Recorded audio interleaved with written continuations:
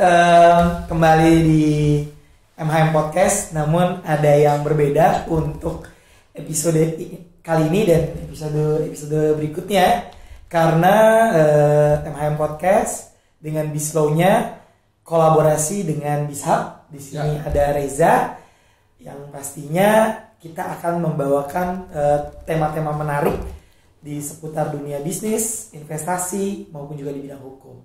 Gimana, Zak? Ya, jadi section kali ini lebih fresh ya. Oke. Gabungan Bislow dan Bishub. Jadi bisnis law. Yes. Cocok nih. Yes. Very related. Ya. Hari ini kita kedatangan tamu yang istimewa, pengusaha yang udah belasan tahun ya, puluhan tahun. Angka pastinya jangan dibilang. Oh, iya. Kalau dibilang belasan tahun tuh. Jadi ketahuan mulai siap berapa. Benar. Yes, very interesting. Tamu podcast kita kali ini merupakan teman lama saya. Kita kenal sudah dari SMA dan awal-awal pameran, ada di satu pameran, saya cukup kaget. Di situ waktu itu belum CEO waktu itu saya ingat. Dan sekarang berubah menjadi CEO suatu accounting software bernama Zahir. Pasti teman-teman podcast kalian udah pada tahu ya. Langsung perkenalan, Muhammad. Oke, waduh, ini suatu kehormatan datang di podcast yang fresh ini. Teman gue ini juga startup founder juga, relate jadi ya? bisa relate banget. Relate banget. Pokoknya kita akan bongkar, waduh, gimana Zahir bisa sampai sekarang, and then ya ibarat kata dulu zamannya Zahir belum heboh-heboh startup, belum ada drakor startup, ya kan? Udah menjadi salah satu startup Indonesia yang cukup diperhitungkan. Nah, sebelum itu seperti biasa kita ada quick test. Seru-seruan dulu nih. Seru-seruan dulu, ya kan? Perjanjian ya, tapi tesnya nggak boleh susah-susah. Tapi harus jawab cepat, and then gak bisa pilih dua-duanya, harus pilih satu. Oke. Quick test, Muhammad, accounting or IT? IT. Business or investor? Investors. Interesting. Crypto or NFT? NFT. Bisnisnya banyak atau satu aja tapi gede? Bisnisnya satu tapi gede. Bisnis atau pendidikan? Bisnis. Famous or rich? Rich. Dua-duanya. Dua-duanya padahal ya. Dua-duanya padahal sekali emang. POS or accounting software? Accounting. VC or angel investor? Angel investors. Oke. Mas, nggak ada dekat kan? Kalau banyak Gampang. Gak ada yang sensitif. Nggak ada ya. yang sensitif ya. Banyak pertamanya menjebak setelah ini. Actually podcast kita adalah told the untold story. Jadi kalau ada, gue tahu nih lo kan udah banyak nih ada beberapa podcast yang bintang tamunya lo. Nah di podcast kita kali ini mungkin ada beberapa story yang lo belum sampaikan di podcast sebelumnya, lo bisa sampaikan di sini. Oke, Mat, apalagi kan kita kenal belasan tahun itu. dia belum bisa gue enak. Band main band jalan-jalan. Dia juga pemain band. Kayak sekolah. Gue lupa ya nanti quick testnya. Mat, oke, gue kan mengenal lo dari udah cukup lama ya, dari kita masih putih abu-abu lah. Ya kan, dari ibarat kata proud is lah. Jatim Pride. Kita sekarang jadi penguasa Jaksel. Amin, bener ya, kenapa kita sama di Kemang ya. Maksudnya hal itu kan yang kayak kita nggak pernah sadari gitu kan, apalagi sekarang kan kayak Jaksel proud gitu kan. Kita Jatim Pride, dan gue melihat lo sekarang sudah cukup sukses dengan Zahir, dengan your other business gitu ya. Bisa lo ceritain nggak, misalnya mulai dari, gue kan lo memang menyelesaikan sekolahnya di BINUS ya. Oke, dari mulai lab school ke BINUS, and then masuk di dunia bisnis, yang which is biasanya bisnis FE atau jurusan bisnis sekarang Asmul dan sebagainya. Lo kan IT ya gitu ya, di BINUS. Mau ceritain? Oke, nah ini menarik. So, gue dulu sebenarnya basically waktu gue SMA, cita-cita gue tuh dokter. Dari SMP lah sebenarnya, dari SMP. Pokoknya kalau ditanya gue pengen jadi apa, gue pengen jadi dokter. Forever and ever, setiap kali ditanya cita-cita gue dokter. Dan itu nggak pernah berubah sampai di mungkin hari-hari terakhir sebelum ngisi dulu zaman kita UMPTN, SPM. Jadi waktu itu harus ngisi ini mau masuk di perguruan tinggi negeri mau ngambil jurusan apa gitu kan. Dulu gue IPA, cita-cita jadi dokter. Nah di menit-menit terakhir itu bokap gue tanya gitu, lo yakin mau jadi dokter? Soalnya sekolahnya lama dan lo harus bertanggung jawab sekali dengan profesi lo itu.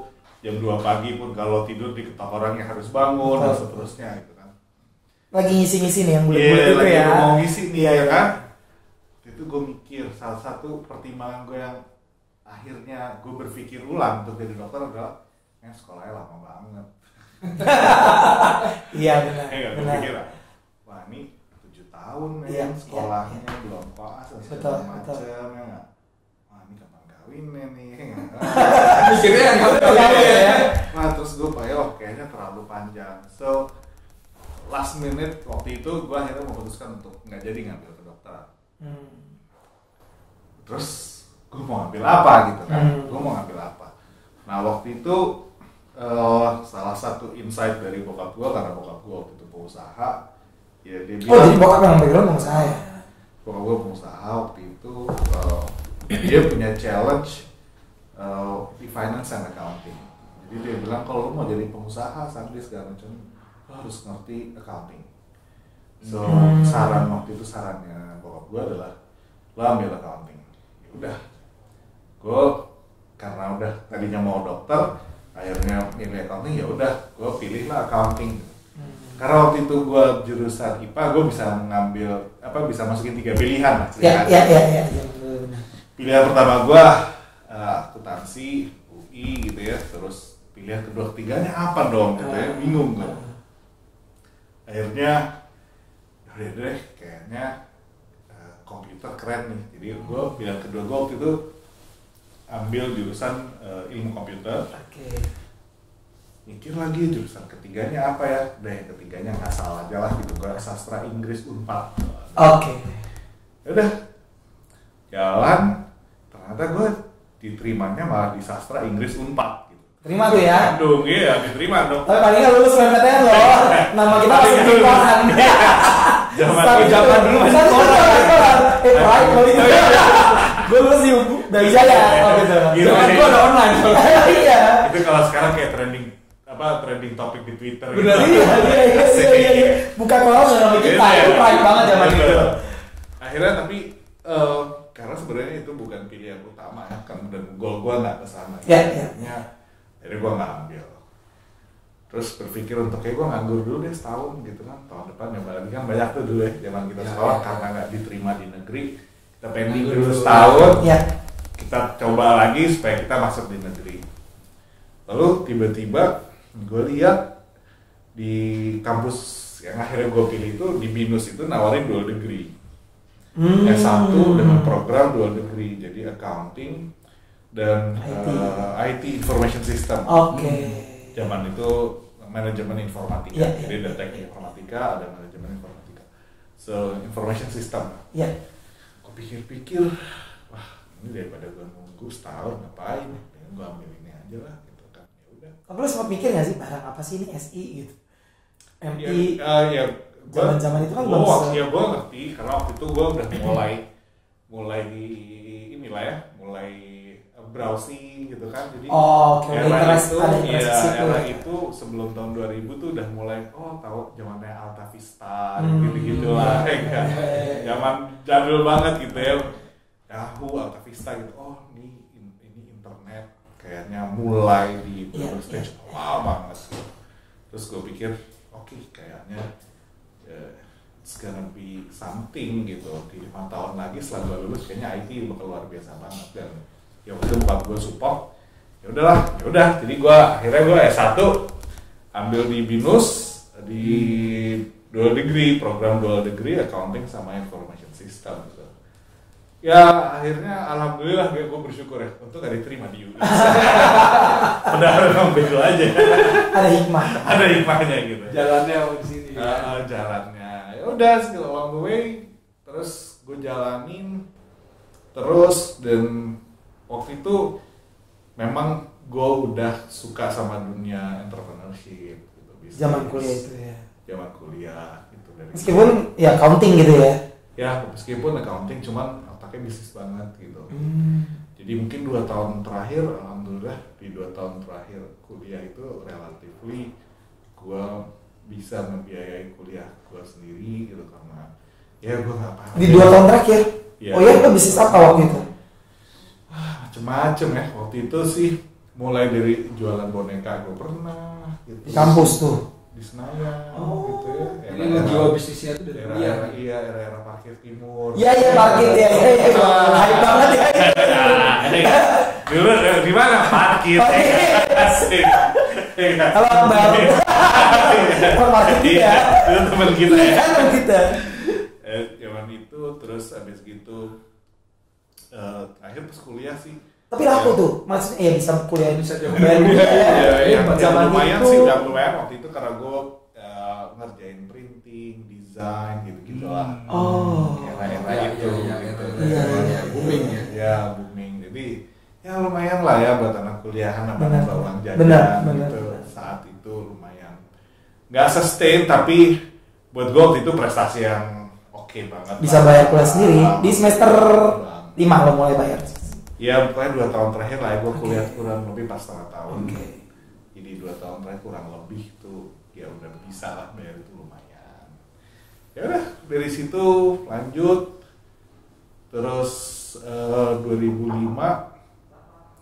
Nah yang seru tuh ketika itu ya waktu gue kuliah tuh di 2 tahun terakhir gue jarang banget masuk kuliah sebenarnya.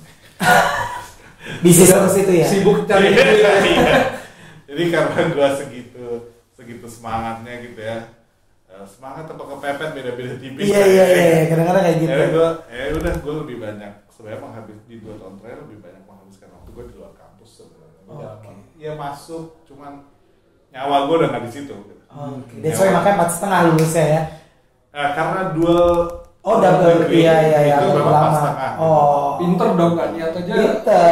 Ya, lumayan Aja online ya. Iya, lumayan. Ya udah waktu itu di 2 tahun terakhir itu kalau pas gue masuk tuh ingat banget, jadi teman gue suka tanya, lo habis gini ngapain kerja? Enggak. Lu mau ngapain?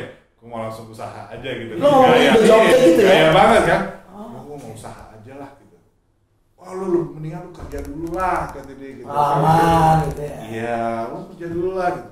Nah, gue mau langsung usaha aja lah, udah capek gue bilang gitu.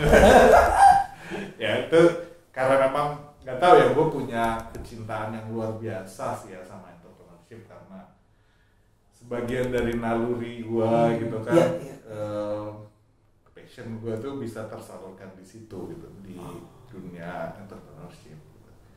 Ya udah selesai itu ya udah selesai kuliah, terus ketemu dengan Zahir, ya terus somehow connect, klik, ya lanjut karena itu juga gue pikir ya Allah tuh luar biasa banget rencananya. Waktu itu Zahir itu adalah tech company ya, mereka udah kan start Zahir itu 96, gue 96. Umur berapa Zak? That time. Wah itu kan zaman Yes. Belum hype banget. Belum. Bahkan di US aja baru mulai bermunculan kan. Ya baru mulai gitu. Tech boom kan 2000 tahun 2000 ya. Iya. Wow, Dan Zahir 96. 96 start. impresif. Bisa ceritakan ketemu Zahirnya gimana? Ya waktu itu gue dikenalin akhirnya udah ngobrol sama co-foundernya waktu itu ya, dan mungkin ya itu tadi gue bilang ini tech company, terus waktu itu produknya memang accounting software kan, nah itu pas banget gitu Dengan jurusan lo? dengan jurusan Iya. Oh, jadi Zahir ini udah ada nih dulu. udah ada sebelumnya Perusahaan Indo atau luar? lu lokal Ya. Oke. Makanya gue bilang kalau startupnya orang belum startup belum ada drakor. iya gitu mulai di Bandung dulu. Oh, Yaudah terus Gue cuma bilang, lo interest gak join di sini? Gue bilang, wah boleh nih, gitu. Gue bilang. Jadi lo ditawarin setelah ngobrol gitu ya? Lo ditawarin ya udah. Dia cuma bilang gini waktu itu nonton, ya udah. Soon or later lo akan duduk di bangku yang gue dudukin. Dia ngomong gitu. So, lo bakal lead company ini gitu. Ya udah dari situ ya gue masuk lah. Dan nggak berasa udah 17 tahun aja. Iya, 17 tahun ya? Yes. Gitu. 2005 lo entering di situ. Yes. Gitu. Posisi awal langsung media management. Iya karena waktu itu kan gue pengen belajar semua ya. Gue pengen belajar semua aspek. So pertama kali gue masuk itu sebenarnya software tester. Apa? Software tester. Okay. Oh. Jadi kerjaannya ngetesin aja sebelum software dirilis. Gitu kan bikin prosedur testing gitu-gitulah gitu ya. Tapi udah relate sama jurusan lo ya? Itulah, itu ngapain gue bilang itu ya alhamdulillah mungkin udah jalannya, Yes. Mungkin udah jalannya juga. Dan gue waktu itu menikmati sekali karena background gue juga di situ. Dan justru ketika gue mulai nyemplung di situ gue banyak belajar lebih banyak lagi. Dan itu yang menurut gue mahal ya. Timnya berapa gede waktu itu? Mungkin 15-20. Oh masih kecil, jadi enak belajar ya. Sekarang? 100 something, 170. Lo melihatnya dulu kan belum terlalu, maksudnya itu masukannya startup juga kan? Kategorinya ya? Iya. Melihat startup pada saat itu dengan startup sekarang ini perbedaannya apa sih? Ini menarik. Kalau ya menurut gue gini, jadi kalau dulu itu ekosistem industrinya kan belum sekeren sekarang. Sekarang keren ya? Lo akui ya? Ya, gue akuin sekarang keren banget. Pertama dari sisi teknologinya itu sendiri udah beda banget. Beda banget. Waktu itu eranya PC, eranya Windows, betul. desktop application gitu kan. Nah sekarang karena eranya masuk ke cloud, internet, possibilities-nya luar biasa, teknologinya berkembang luar biasa. Karena teknologinya berkembang luar biasa, demand-nya juga jadi tumbuh kan. Demand-nya tumbuh luar biasa, sehingga ekosistem untuk mendorong supaya tech startup itu lahir, tumbuh dan berkembang sampai jadi besar itu banyak. Lo bisa belajar macam-macam dengan cepat sekarang. Lo bisa ya dalam waktu 3 bulan paling nggak lo udah bisa bikin MVP lah ya, produk paling basic untuk lo tes ke market itu sekarang bisa gitu kan. Mungkin beberapa belum setahun udah bisa dapat funding ya. Iya. Kalau dulu susah ya? Susah. Nah, sedang sekarang ya? Susah. Belum ada ya visi masuk kayak zaman dulu ya? Udah ada ya? Sebenarnya kalau dibilang pendanaan ada, tapi kan tidak spesifik yang fokus ke tech. Iya. Kalau sekarang kan, wah sekarang ya udah lah ya, lu mau sebut apa, incubator banyak banget, akselerator banyak, gitu kan. Lu mau benchmarking juga enak. Sekarang zaman itu ya lu gimana mau benchmarking kemana juga mau nggak mau ya harus keluar yang sebenarnya juga beda banget situasinya. Tapi jatuhnya untuk lo jualan belum terlalu banyak kompetitor dong harusnya. Iya benar, Iya. kompetitor belum banyak, tapi yang merasa butuh juga nggak banyak. Oh gitu ya? Iya, Ya, back then ya. Karena masih manual ya? Iya, merasa butuh, bener dong, gue nggak butuh. Gitu. Iya. Gue penasaran, ya udah 17 tahun ya. And you have been going through a lot of crisis. Tahun 2000, kan dari 98 ya, 98. Tapi dia belum entering, dia maksudnya 2005 kan lo? Iya. Oh iya, terus 2008 krisis lagi, kemarin pandemi Betul, krisis ya. lagi, dan ini masih berdiri tuh. Secret sauce-nya apa sih? Banyak yang tumbang nih, kok Zahir bisa Stay, mencuat ya? dan stay gitu. Ya. It's not easy. As a CEO, dia harus tahu nih. Oke. Kalau ditanya sebenarnya secret sauce-nya apa, gue sendiri nggak bisa menjabarkan secara detail lah mungkin ya, karena gue juga nggak tahu pada saat kita melakukan itu apakah itu bakal berhasil apa enggak, kita nggak tahu. Tapi yang gue selalu ingat banget ya, setiap kali kita melewati fase-fase sulit itu, ada satu hal yang paling penting bahwa we are not driven by money. Gitu. Jadi kita ngejalanin bisnis tuh memang suka, gitu kan. Terus kita energinya tuh luar biasa, passionate banget.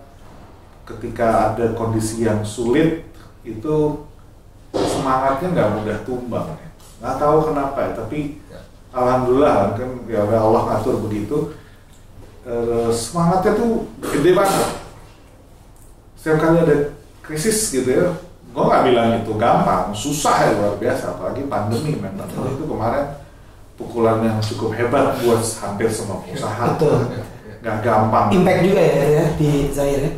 Pasti impact, semua bisnis impact. Lo mau ngomongin impact secara finansial ataupun non financial, tetap ada impactnya gitu. Tiba-tiba culture lo harus berubah, tiba-tiba consumer behaviornya berubah, market berubah, the way you deliver the product berubah, segala macam lagi. Tiba-tiba suddenly harus kayak belajar restart lagi dari nol. Dan saat itu pelajaran paling mahalnya sih memang leadership ya, itu kunci penting banget sama tim. Jadi kalau bangun bisnis terus lu punya tim yang solid banget, gue bilang itu udah luar biasa, itu aset paling mahal. Dan bener-bener gitu, gue ngerasain bahwa apa yang membuat gue masih mau berdiri, apa yang masih mau bersemangat, mau mencoba, nggak give up, gitu dalam kondisi yang paling sulit gitu. Ya hari ini kadang-kadang kita bisa, kok gini, tapi besok harus semangat lagi. Itu ya tim, itu tim. Karena tim yang solid banget, support banget gitu kan. Terus alhamdulillah di Zahir tuh kekeluargaannya yang luar biasa. Ya, jadi hubungannya tuh insya Allah tidak transaksional. Kalau tadi bilang kepemimpinan, pola kepemimpinan apa? You are as a CEO kan, berarti ada pola kepemimpinan yang lo jalankan untuk supaya lo tetap mendrive atau memberi semangat tim lo supaya di kala-kala sulit itu bisa tetap melewati badai itu dengan baik lah gitu. Pola kepemimpinan seperti apa? Pola kan, kalau gue bilang sih gini ya, selama lo sebagai manusia nggak selfish, selama lo tahu bahwa ada leader lo yang berpikir, berjuang keras untuk kepentingan begitu banyak orang, I think that's magic. Menurut gue itu. Dan insya Allah di Zahir tuh ya itu tadi, kalau bilang butuh uang ya siapa sih yang nggak butuh uang? Semua butuh uang. Tapi gue selalu bilang sama tim gue gini, Zahir ini, company ini dibangun sebagai rumah kedua buat semua orang yang terlibat. Dan sepanjang hidup lo, insya Allah waktu yang paling banyak lo habiskan akan habis di kantor ini, instead di rumah. Di rumah pun lo paling oke ngobrol, tapi kan tidur, lo harus istirahat. Jadi waktu produktif lo ya kan itu akan habis di rumah kedua ini, kita bilang Zahir. Dan karena gue sadar banget dengan itu, sehingga kita sama-sama sepakat kita ingin menjadikan Zahir ini rumah buat setiap orang yang ada di dalamnya bisa tumbuh. Tumbuh tuh apa? Tumbuh itu mentalnya makin oke, leadershipnya makin oke, pengetahuannya, networknya, income-nya itu makin oke. Kenapa? Karena begitu pulang dia bisa jadi adalah suami, bisa jadi adalah tetangga, bisa jadi warga negara, harus jadi warga negara yang baik, harus jadi tetangga yang baik, harus jadi kepala rumah tangga yang baik. Dan pendidikan itu akan didapat di tempat di mana lo menghabiskan waktu yang paling banyak. Dan kita di Zahir merasa bahwa kita punya tanggung jawab untuk membangun rumah ini sehingga siapapun yang ada di dalamnya bisa tumbuh. Dan mudah-mudahan itu yang membuat hubungan kita itu tidak transaksional. Dan ketika hubungannya tidak transaksional, kita bisa bergerak bersama-sama karena relatively energinya sama. kita tahu company ini mau kemana, kita mau ngapain. Begitu ada krisis ya pasti yang harus kita lakukan gitu ya. Menarik, tadi lo bilang kemana company ini mau dibawa. Goalsnya Zahir sendiri tuh on the future apa sih? Zahir pertama pengen banget, kedengarannya klise lah ya, kita pengen punya impact yang lebih gede lah. Impact yang lebih gede. Impact yang lebih gede itu apa sih gitu ya, definisi impact yang gede itu gimana? Impact gedenya kemana nih? Oke. Objeknya. Pertama, kita mau memberi manfaat kepada lebih banyak user. Zahir itu kita selalu bilang, we are a company on a mission to help our customer to grow. Kita selalu bilang, so we are just happen to be an accounting software. Ya, kebetulan aja lah kita accounting software, tapi in the future kita bisa jadi sesuatu yang berbeda. Selama misinya adalah membantu pelanggan kita untuk tumbuh. Karena kita punya misi itu, maka selama 26 tahun ini Zahir itu berkembang. Semua orang kenalnya Zahir berangkat dari accounting software. Iya, betul. Hari ini Zahir punya accounting solution, punya inventory management, punya point of sales, bahkan punya ERP ya untuk corporate, untuk korporasi. Kita dalam proses sedang mengajukan izin untuk fintech syariah gitu loh. Kenapa itu semua kita lakukan? Karena kita memahami bahwa customer membutuhkan ini untuk mereka tumbuh. Oke. Gitu. Dan semakin banyak yang bisa kita bantu untuk tumbuh bisnisnya, kita bilang bahwa itu adalah impact yang kita pengen. In return, akibatnya adalah ya revenue bisa lebih baik gitu, kesejahteraan teman-teman bisa lebih oke, itu sih gitu. Dan bisnisnya sustain ya. Bisnisnya sustain. Customer-nya sekarang siapa sih? Customer-nya siapa? Segmennya apa? Sambil minum. Sambil minum. Gue udah habis. Jadi Zahir menurut gua di landscape tech industry di Indonesia cukup unik ya. Cukup unik karena kita punya segmen yang cukup luas ya, cukup bervariasi. Jadi kita punya user mulai dari micro business, small business, mid size sampai ke enterprise. Jadi itu semua kita serve. Kenapa? Karena memang Zahir awalnya ketika lahir memang berangkatnya membuat solusi untuk UKM, untuk small business. Sekarang kita punya solusi untuk micro, punya solusi untuk mid size, dan kita punya solusi untuk di enterprise. Oke. Tadi customer lo. Nah, yang gue tahu nih, customer lo itu puluhan ribu kan. Gitu. Insight menarik apa yang lo jalani selama lo menghandle puluhan ribu customer lo itu? Oke, nah ini menarik. Jadi insight apa yang paling penting yang kita dapat ya, dan gue dapat selama membantu puluhan ribu pelanggan. Ya, pasti kan orang macam-macam kan, customer kan? Yes. Iya kan? Dan benar. Ada yang udah bayaran murah lebih bawel gitu, ada macam-macam kan? Betul. Iya kan? Yang insight paling menarik dari perjalanan ini, gue melihat bahwa Indonesia itu punya potensi pengusaha yang hebat-hebat banget. Tapi sekarang masih kecil ya? Yes. 3% something. Ya. Why? Ya. Itu nanti gue jawab. Oke. Jadi yang gue lihat insight-nya adalah sebenarnya kita punya potensi pengusaha yang hebat-hebat banget. Struggle-nya pengusaha di Indonesia itu luar biasa. Apalagi lu ngomongin kelas micro, small itu, itu luar biasa. Merasakan ya? Kita merasakan. Kita rasain ya. Merasakan itu. Nah, Iya benar. Di tengah banyak hal yang tidak pasti ya, tapi yang namanya bisnis kan banyak yang nggak pasti. Nah, gue lihat itu luar biasa. Dan ada begitu banyak bisnis yang bisa tumbuh luar biasa.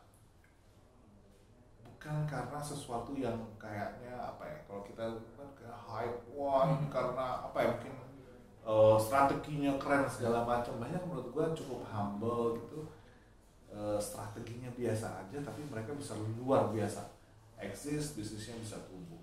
Satu yang gue lihat emang leadership. Bisnis-bisnis yang leadershipnya itu bagus cenderung punya punya potensi pertumbuhan yang luar biasa. Itu yang gue lihat.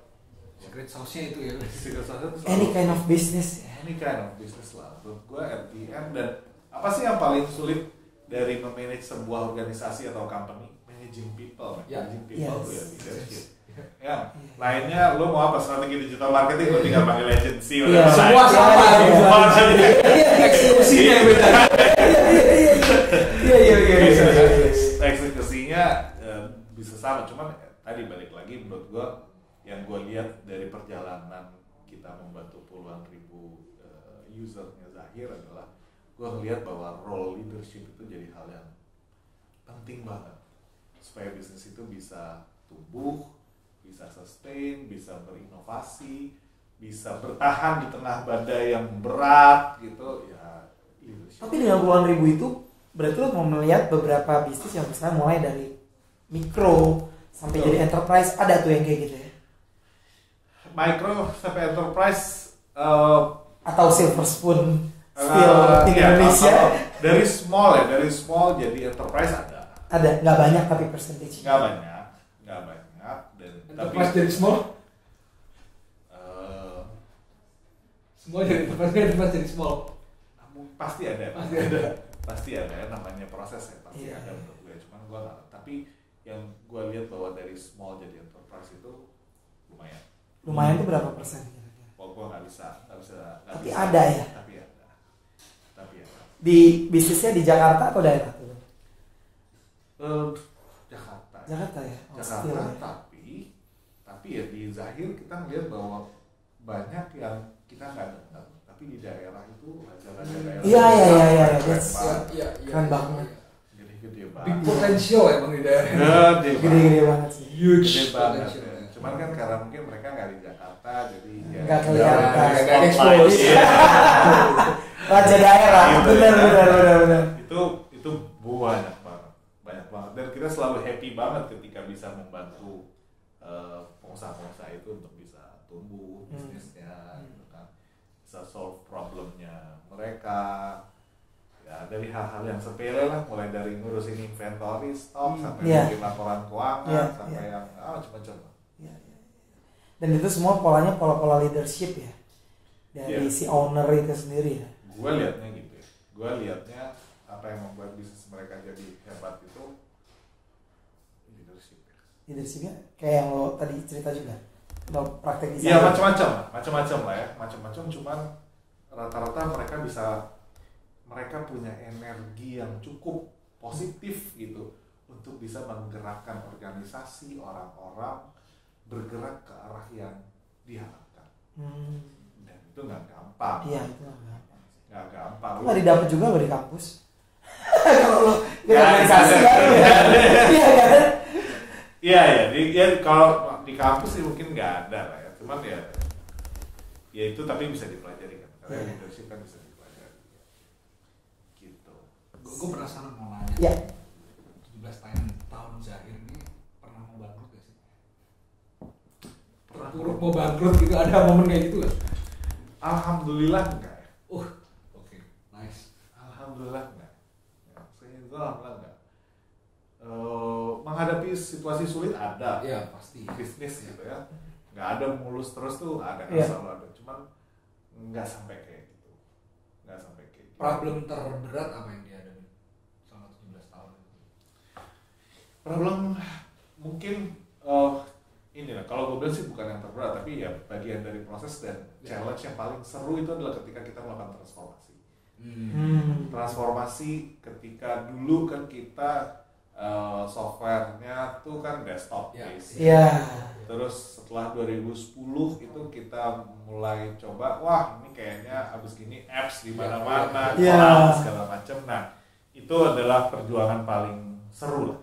Menurut gue melakukan transformasi bisnis itu, gue nggak kebayang bahwa akan sesulit itu. Ternyata sulit sekali. Sulit banget. Transformasi bisnis tuh nggak gampang. Lu nggak cuma merubah, ini bukan cuma perkara merubah struktur organisasi, bukan cuma merubah teknologi, bukan cuma merubah bisnis model gitu kan, tapi lo harus merubah orang.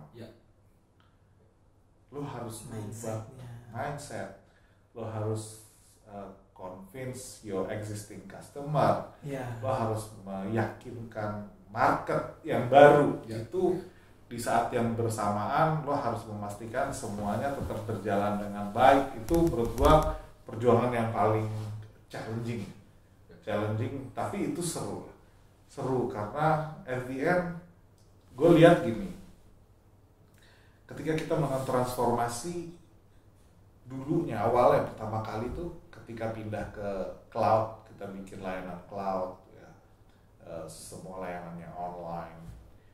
Awalnya kita berpikir ini cuma ganti teknologi aja, so udah kita kembangin, riset aja ternyata nggak semudah itu. Nggak semua riset kan akan berhasil ya, itu challenge kan buat kita pengusaha. Riset aja belum tentu berhasil, riset yang kita lakukan sendiri aja itu belum tentu berhasil. Riset produk, market yang baru segala macam, itu aja kita harus punya ketabahan, punya kesabaran, punya determinasi yang luar biasa untuk memastikan kita punya energi untuk terus tumbuh. Gagal lagi, berhasil. Ya kan? Dan ya udah itu cycle-nya. Teknologi selesai, baru ketemu gitu kan setelah beberapa percobaan, teknologinya tuh harusnya gini. Terus kita coba ke bisnis model. Cari lagi bisnis model menurut kita gini tapi nggak fit di market, nggak sesuai, terus sampai kita cari yang fit bisnis model. Oke. Orang-orang kita belum tentu siap dengan transformasi, macam-macam alasannya, ngapain mesti berubah, ini masih oke dan segala macam. Dan itu yang menurut gue adalah yang paling seru ya. Dan alhamdulillah banget itu kita bisa bilang it's quite successful. Kita pindah dari bisnis model yang lama, dari desktop ke online, ke apps segala macam ya. Nah, as a CEO nih ya, pasti kan lo juga final approval untuk menempatkan the right person in their position gitu ya. Hal apa yang lo lihat, oke, ini orang nih cocok nih di posisi ini. Atau bahkan misalnya di posisi-posisi strategis di Zahir sendiri gitu. Hal apa yang lo lihat dari kandidat untuk masuk bergabung di Zahir dan ini orang right posisinya di sini. Oke. Jadi gue percaya gini, orang itu ada yang tipikalnya starter, dia jago banget menginisiasi sesuatu, memulai sesuatu, ya kan? Wah ini harusnya gini, harusnya gitu. Ada tipikal kayak gitu. Ada tipikalnya dia bukan tipe starter tapi tipe finisher. Emang dia kerjaannya bisa menyelesaikan apapun yang dikasih, dia bisa beresin. Tapi kalau lu ngarepin orang ini untuk bisa initiate, pecahin problem, nggak bisa. Macam-macam tuh kan? Macam-macam. Oke. Nah, ada yang bisa dua-duanya tapi dikit. Biasanya leader. Dia bisa initiate, dia bisa melawan status quo, ya, sesuatu yang, wah ini harusnya nggak gini. Gitu. Dobrak lah ya. Dobrak, ya kan? Dan dia bisa beresin. Nah, setiap kali lu initiate sesuatu di company, kita melihat bahwa butuh kombinasi. Kalau dia finisher doang, dia nggak bisa menginitiate sesuatu. Dia nggak berani, dia nggak bisa ide, dia nggak pede dan segala macam. Yang idenya banyak, cenderung nggak bisa beresin gitu. Gue bisa kasih idenya doang, nggak bisa. Eksekusinya nggak bisa. Iya kan? Nah, gue pribadi ngelihat bahwa selalu butuh formula itu. Bagaimana menggabungkan, syukur-syukur ada satu orang yang memang bisa jadi starter dan bisa jadi finisher gitu kan, dia bisa mulai, dia bisa selesaikan. Tapi itu sedikit.